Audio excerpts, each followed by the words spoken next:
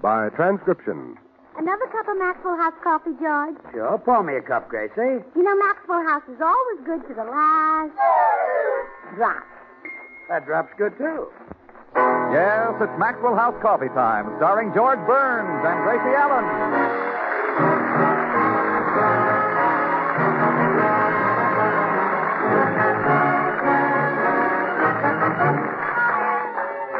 With our special guest, Richard Widmark, yours truly, Toby Reed, Bea Benaderet, Joseph Kearns, Harry Lubin, the Maxwell House Orchestra, and Bill Goodwin. For America's Thursday night comedy enjoyment, it's George and Gracie. And for America's everyday coffee drinking enjoyment, it's Maxwell House.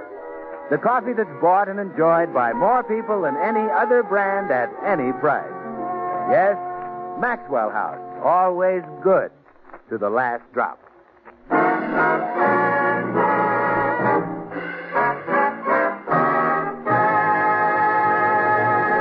Well, this morning, Gracie asked George if she could drive the car downtown. George said no, as usual. So Gracie took it anyway, as usual. The car is now in the repair shop having the dents taken out of the fenders, as usual. And Gracie is being cross-examined by a suspicious George. Gracie, where's the car? The car? Yeah, where is it? Where is what? The car. Our car? Our car.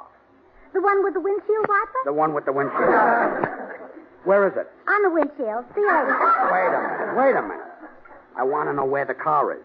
George, have you heard the joke about the moron who threw the Chinese midget downstairs? Gracie, A where... moron threw a Chinese midget downstairs because he wanted to pitch a little woo. Have you heard it? Yes. I bet it's funny. Tell it to me. Gracie, I want to know where the car is. I went out to the garage and it's not there. Somebody stole our garage, huh? Well, I'll tell the police. Come back here. Now, what happened to the car? Oh, all right. I had a little accident. It's at the shop being fixed. The fenders again? Yeah. Dents? I'd love to turn on the music.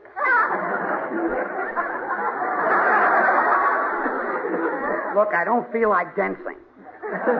Do the fenders have dents? Now, please. What happened? Well, I wasn't to blame, George. Another car ran right into me. Who was driving it? Nobody. It was parked. A parked car ran into you? Now, isn't that typical California driving? They can't even control their cars when they're not in them. Yes, it's simply awful. No wonder the National Safety Council says don't be a Gracie. Do you know whose car you hit? Yes, I took his name and address off the registration slip, in case I decided to sue him. Look, Gracie, the accident was your fault. Now, you go over to this man's house and settle with him. Settle with him and leave you? No, not leave me. I mean, settle for the damage you did. What's his name? Well, it's here on this slip of paper. I'll run up and change clothes. I want to look my best when I talk business with a man. What a woman. Well, let's see who she hit. Richard Widmark. Richard Widmark. Say, he's the movie villain. Killer. Hey, this gives me an idea.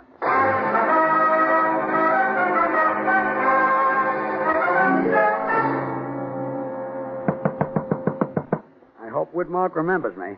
Hate to ask him for a favor if he doesn't know. Yes? Mr. Widmark? Yes, I'm Richard Widmark.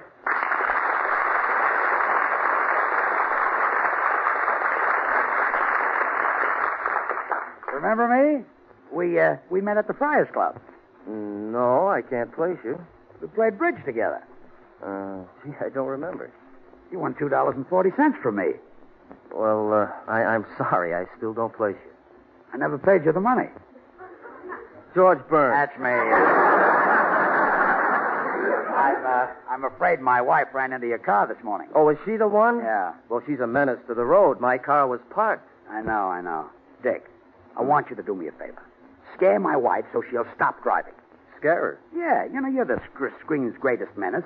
So when Gracie comes over to see you, go into your killer act and frighten the daylights out of her. Oh, no, George. That's just for the movies. That character's creeping into my private life too much as it is. It's getting so mothers frighten their children by saying Richard Widmark will get you. But Dick... You don't know what it's like to have people scream and run away the minute they see your face. On second thought, maybe you do. come on, Dick. You'll be doing a great favor to every driver in town. Well, look, why don't you just tell her not to drive the car? What's the matter? Don't you wear the pants in your family? I not only don't wear the pants, I have trouble keeping on the shorts. Well, I'd do it, George, but my producer, Fred Colmar's coming over to discuss a new picture with me. Well, it won't hurt anything if he sees the act. Gracie has got to be taught a lesson.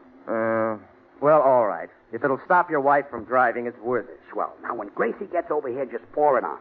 And be sure to use that vicious laugh of yours. It'll frighten her out of her mind. You leave it to me, George. I'll give her the full treatment. Hello, Dick. Am I early? Oh, hello, Fred. No, you're okay. Mr. Colmar, may I introduce... We know each other. We do? Sure. We met at the Friars Club. Oh, really? Yeah. We played bridge together, remember? No, I'm afraid I don't. You won $4.20 from me. Oh, I still can't recall your name. He never did pay you. George Burns. Well, I'll be running along before Gracie gets here. Hey, how about paying us our bridge money? Oh, gee, I'll be glad to, but all I got with me is cash. See you fellas later. What a character. Well, Fred, how does the script for the new picture look? Sensational, Dick. This'll be your greatest role since you played Tommy Udo in Kiss of Death. Why, at the finish, it takes 15 policemen to kill you. Hey, wait a minute. It might take 15 policemen to kill a guy like Humphrey Bogart, but I'm no Bogart. No? No. I want 20 policemen. Well, you shall have them. Oh, you're really going great guns, Dick. You just won the popularity poll at the Hatchapay. The Hatchapay? That's a women's prison, isn't it? Yeah. Yeah, the inmates voted you the man they'd most like to be in solitary with. Gee, I'm flattered. Oh, that must be Mrs. Burns. Now, get a load of this, Fred. I'm going into my killer character and scare the daylights out of her. Oh, Dick, have a heart. The poor woman will faint dead away. What's the idea? She bumped into my car, and her husband wants me to teach her a lesson. Okay, but I better get the smelling salts ready. Now, watch this. Mr. Widmark? Yeah. I'm Mrs. Burns. I'm the person who ran into your car. You are, huh? I'm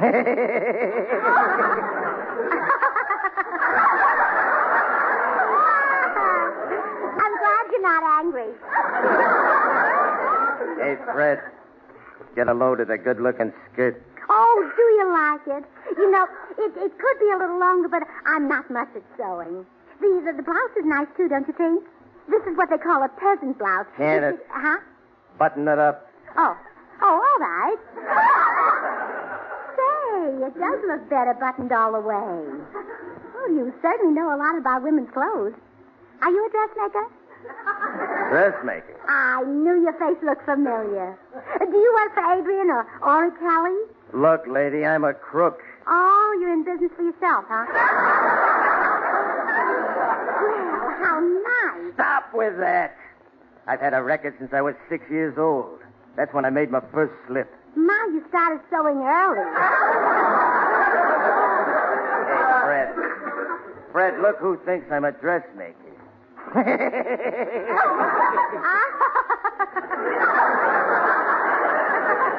What are you laughing at? What are you laughing at? Nothing. Well, that's good enough for me. Oh, and now about your car. My husband will be glad to give you the money to fix it. I don't want his money. You'll have to pay me in blood. In blood? Yeah. They call me Widmark the Butcher. Oh, no, I think you better take his money. They call him Burns the Turnip. Now, a wife's name, huh? Hey, Fred, give me a knife. There's a smart little skirt here I'm going to work on. Oh, would you? You know, I think if you let out the hem a little and pick up the... Quiet! What are you trying to do? Give me the needle? Well, if you like, I'll even thread it for you. You know what I'd like to do to you? No, what? I'd like to take you for a ride. Oh, please, I'm a married woman. And even if I weren't, I haven't necked for years. I'd be awfully dull. When I take a dame for a ride, we don't neck. Ah, you're pretty dull yourself. I'm talking about a one-way ride. I think I'll take you and your husband both. Oh, now that would make it dull. He's worse than either of us. What in the world would you do with it?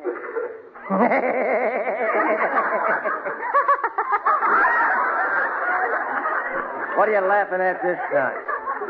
What are you laughing at? Nothing. Oh, gee, George will love you. You must sit in our audience some night.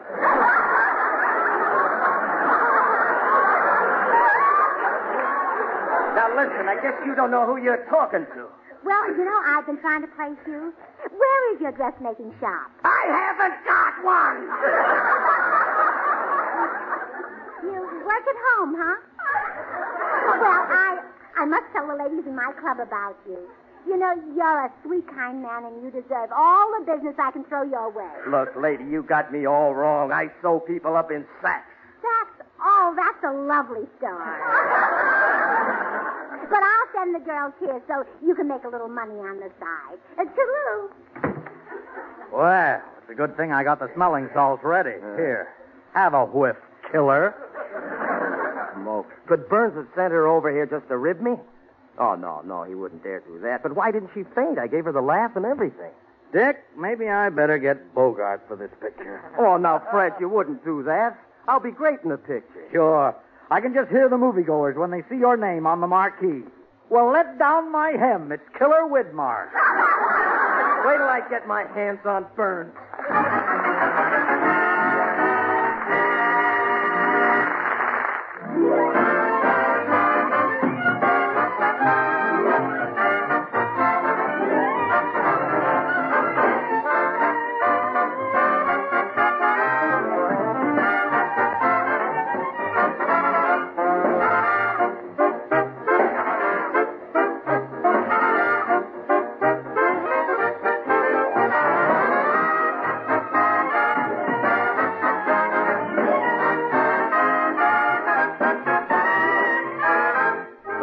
Can't you almost see the curtain going up when you hear the bright 2/4 rhythm of these unbeatable show tunes? Of course, rhythm is only one line on the conductor's score. For many musical elements must be skillfully combined to bring you the music you love at its best. Now lend an ear while we demonstrate. Here's a top tune from one of the greatest shows of all time. But can you recognize it from just this mellow harmony? Now we'll blend in a rich counter melody. And suppose we now add the vigorous rhythm. Well, if you're still puzzled, let's complete this lovely and familiar song by adding the melody.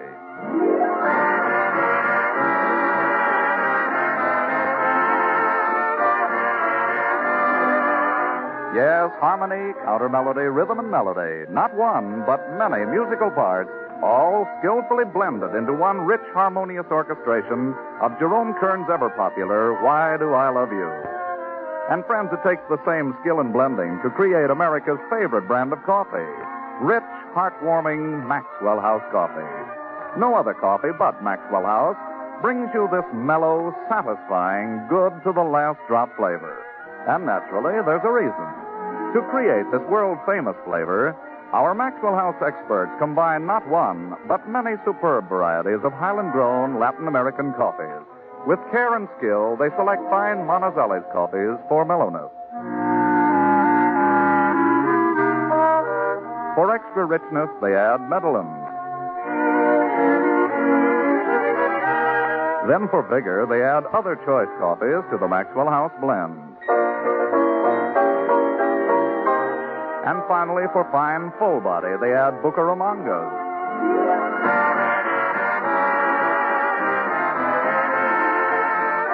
All perfectly blended into one great coffee, radiant roasted to the peak of flavor perfection.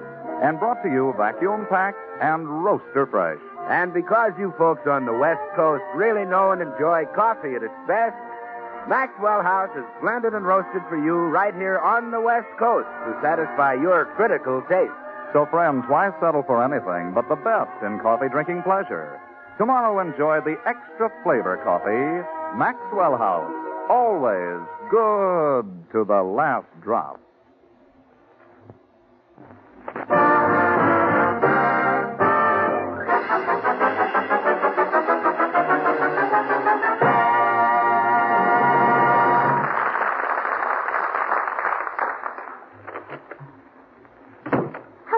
I'm back from seeing Mr. Widmark. Well, what's the matter? You look surprised. You're so calm. I expected you to shake. Oh, I'm sorry. Stick out your hand. How do? I do. Yeah. I didn't mean that. Didn't Widmark scare you? That sweet little man? Of course not. Gracie, that sweet little man scares people stiff. Well, he might scare them stiff, but he's certainly sweet when he's sober.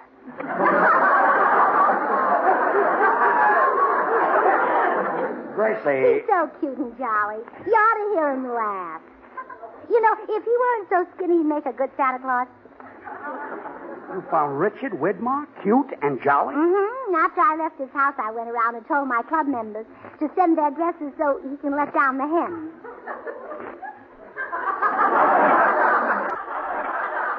Widmark lets down hems? Oh, he's been sewing all his life.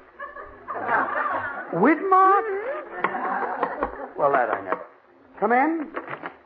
Oh, hello, Dick. We were just talking about you. Say, what are you two trying to do? Ruin me? Well, no, Mr. Widmark. We're sending you a lot of business. Burns, you started this. I ought to pin your ears back. Oh, no, don't do that. When he reads in the sun, they shade his book. What do you saw about, Dick? Ever hear of the Beverly Hills Uplift Society? Yeah, that's Gracie's club. Well, 3 of the women, and when I call them women, I give them the benefit of the doubt, came by my house and left clothes for me to mend. Well? I'm not a dressmaker. Oh, did you give it up? Yeah, no. No, look, Mrs. Burns, I have to rush to the studio. You go pick up your friends' clothing and return it to their respective caves. You won't fix them? No, my business is not stitches for witches. Now, here's the key to my house. There's nobody home. My wife's spending the day shopping. Goodbye. Hey, Dick. What? Why did you cross me up? You were supposed to scare my wife out of her mind. Brother, that's impossible. She's been gone from there for years.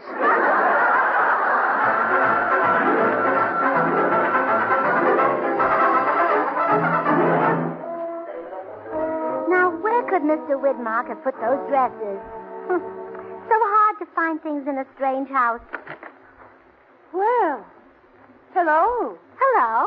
Who you? I'm Mrs. Widmark. How did you get into my house? Your husband gave me a key.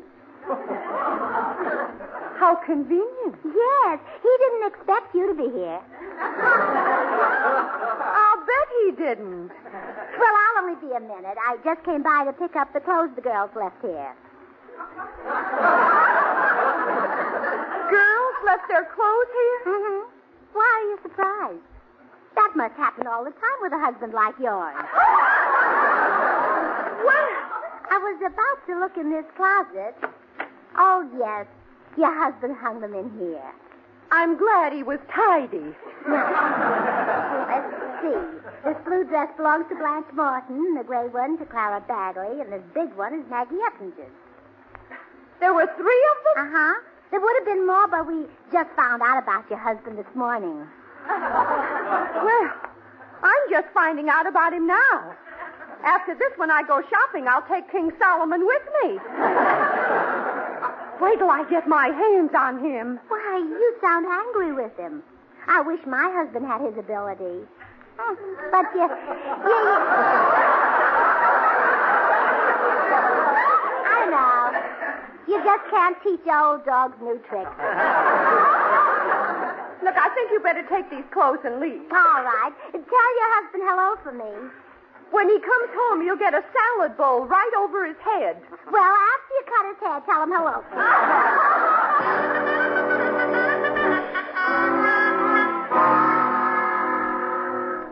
Gracie, did you straighten everything out at Widmark? Oh, yes, dear. I picked up the dresses and returned them. And I found out something about Mr. Widmark. What? His wife cuts his hair. No. Yes. She puts a salad bowl on his head. Well, good night. Yes. He must have a large head. I used a sugar bowl on yours. Yeah, well, I'm glad you fixed everything. Widmark seemed upset about something, and, come in. Oh, it's you again, Dick. Yes, it's me. Hey, you look upset. Is there anything I can do for you? Yeah, drop dead. What's the matter? Now, look, this morning I had a nice, shiny car, a good job in pictures, and a loving, trusting wife. Now my car's dented, my job's gone, and my wife won't speak to me. Oh, you poor man. If you'd come to us sooner, we might have helped you. Look, Burns, I'm a peaceful man. I've never even killed a rat. But I'm starting now. Come here. George, he's calling you. I'm not answering. I'm going to beat the stuffing out of you. Oh, that's not stuffing. That's all George. And you better not touch him. He fights like a wildcat. He does, huh? Yeah, he screams and scratches. Stay out of it. Burns, I don't want to hit you in front of your wife. Let's step into the next room. I'd rather die here. Oh, George, you're not afraid of this dressmaker. Go in the den with him. Yeah. Ouch. Let go of me. You're hurting my arm. Stop dragging me. Stop dragging him, Mrs. Burns. Thanks. I'll take him in there myself. But, Dick, let's talk this over. Now, wait a minute. Oh, George will kill him. He's as strong as an ox. And he's twice as handsome. Oh, come in. Hi, Gracie. Is George around? Yes, Bill, he's in the den having a fight. What? That little coward? George isn't a coward. He never ran away from a fight in his life. Yeah, I know. He was always carried away. Hey,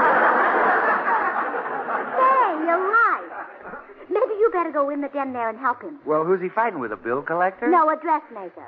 At least he used to be. A dressmaker. I can handle him with one hand tied behind me and a cup of Maxwell House coffee in the other. Wait here and catch him as he comes flying out. Bill, don't worry, George. I'll save you from this little hem stitcher. Turn around and face me, buttons and bows. I want to give you a chance to defend yourself when I knock your teeth down your... Ooh. Richard Widmark. Yeah. So you're going to knock my teeth out, huh? You're a big man. I like big men. They bounce when they hit the floor.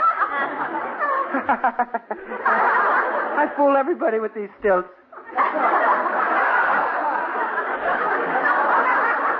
Stilts. Bill, don't be a coward. Whitmark can't hurt us if we're together. Yeah, but he'll take us apart. I'll see you later. Come back here. If you're a friend of Burns, I think I'll include you in the massacre. Stand up to him, Bill, old pal. Let go of me, stranger. If he's a stranger, what are you doing in his house? Well, I'm a traveling salesman. Would you like to buy a farmer's daughter? Bill. Huh? Admit you're my friend. Oh, so he is your friend. Oh, sure, he's on my radio program. He tells people how delicious and mellow Maxwell House coffee is. Don't you, Bill? Maxwell House coffee? What's that? What's that? Why, you stupid nitwit. It's only the greatest coffee you ever tasted. Haven't you ever heard of the coffee that's good to the last drop? No, sir. This guy's a moron. I can't hit a moron.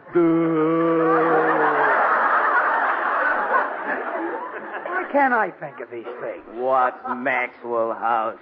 Why, that's like asking, what's baseball? It's the most popular brand of coffee in America. Didn't you ever taste Maxwell House coffee? Yeah, what a schmo. There's nothing like a cup of Maxwell House to start off a happy day. What do you do to start the day feeling happy? Ah, get out of here. You're a dope. I'm a dope, some dope. Saved myself a beating and got him to do my work. See you later.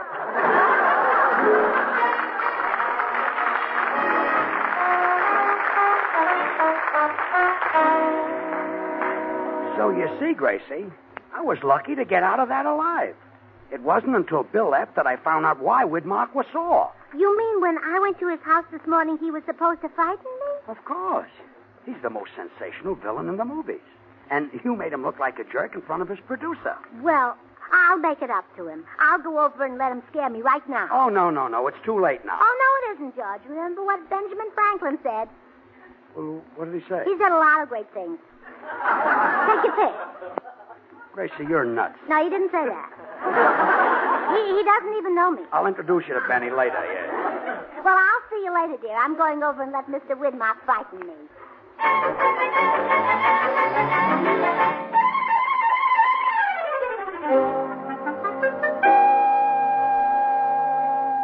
Believe it or not, Fred, this whole thing worked out for the best.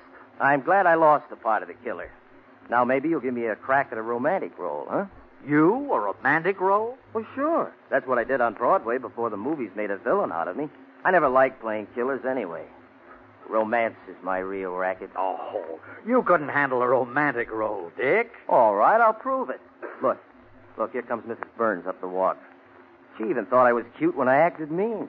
When I turn on the charm, she'll think I'm a doll. Now watch this, Fred. I'll make Gable look like a bum. Come in. Ah, Mrs. Burns.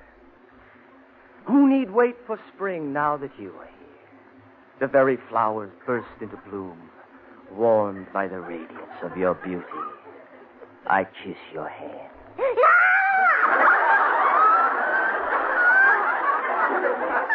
What is wrong? I want to take you in my arms. Mrs. Burns, look at me. Why, don't you find Mr. Widmark attractive?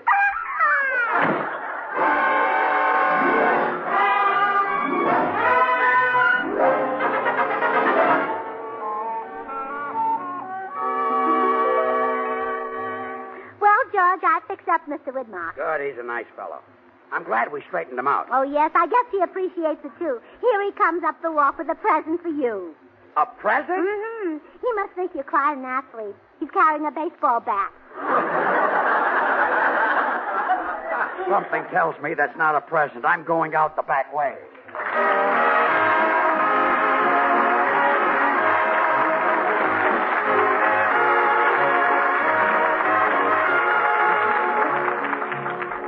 George and Gracie will return in just a moment. Ladies and gentlemen, last year, 5,200,000 people suffered disabling accidents in their homes. Let's all remember to help the National Safety Council in its drive to prevent home accidents. Be safe. Be careful. Don't be a Gracie.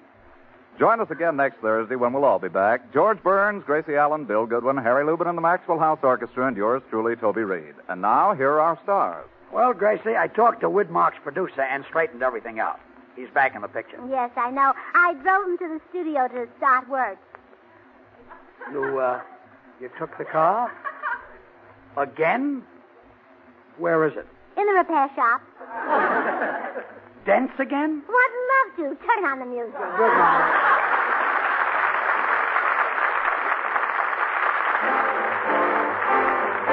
Good things. The easy way. Do you like good things the easy way? Then get instant Maxwell House coffee. So good. So good. True coffee flavor and fragrance, because Instant Maxwell House is not a so-called coffee product. It's all pure Maxwell House coffee in instant form.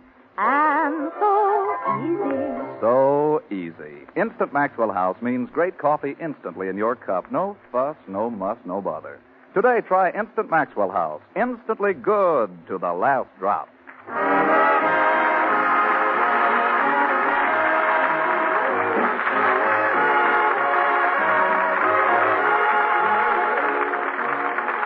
Until next Thursday, good night and good luck from the makers of Maxwell House, America's favorite brand of coffee, always good to the last drop.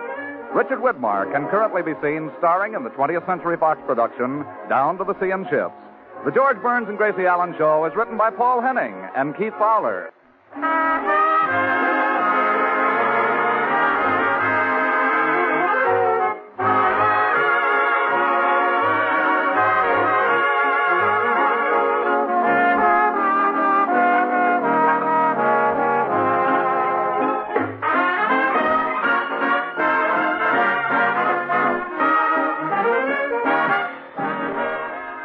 The preceding program was transcribed.